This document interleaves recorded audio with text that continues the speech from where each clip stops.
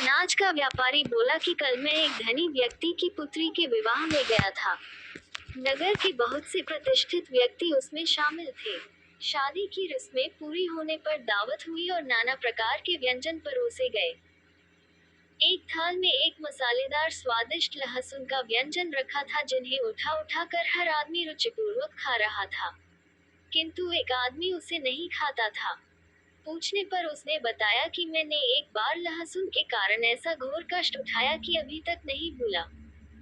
सब लोगों की उत्कंठा और बढ़ी और सब उस व्यंजन को खाने के लिए उस पर जोर डालने लगे।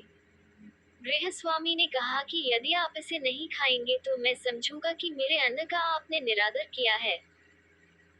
उस पर बहुत जोर डाला गया तो उसने कहा, मैं इसे चख तो लेता हूँ किंतु इसके बाद मैं 40 बार फला घास की राख से और 100 बार साबुन से हाथ धोऊंगा। मैंने ये सौगंध खाई है कि इसी प्रकार से लहसुन खा सकता हूँ। मैं अपनी प्रतिज्ञा को भंग नहीं कर सकता। गृहस्वामी ने ढेर सारी विशेष राख, साबुन और गर्म पानी का प्रबंध कर दिया। उस आदमी ने एक बार फिर इनकार किया किंतु सबके जोर देने पर एक बार डरते डरते एक दाना मुंह में रख लिया। हम लोगों को उसकी हिचक से भी आश्चर्य हुआ और इस बात से भी कि उसने केवल 4 उंगलियों से खाया, अंगूठे का प्रयोग नहीं किया। अब हम लोगों को याद आया कि वह पहले भी जब भोजन कर रहा था तो अंगूठे का प्रयोग नहीं कर रहा था। गृहस्वामी ने कहा, आप अजीब तरह से खा रहे हैं। खाने में अंगूठे का प्रयोग क्यों नहीं करते? इससे आपको आसानी होगी। उस आदमी ने हाथ फैलाकर दिखाया तो उसमें अंगूठा था ही नहीं।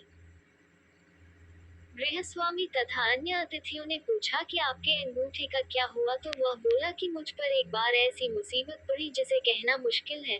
उसी विपत्ति के कारण मेरे दोनों हाथों और दोनों पैरों के अंगूठे काट लिए गए। लोगों ने उससे वह वृतांत सुनाने को कहा। उसने 140 बार हाथ धोए और फिर अपनी कहानी शुरू की।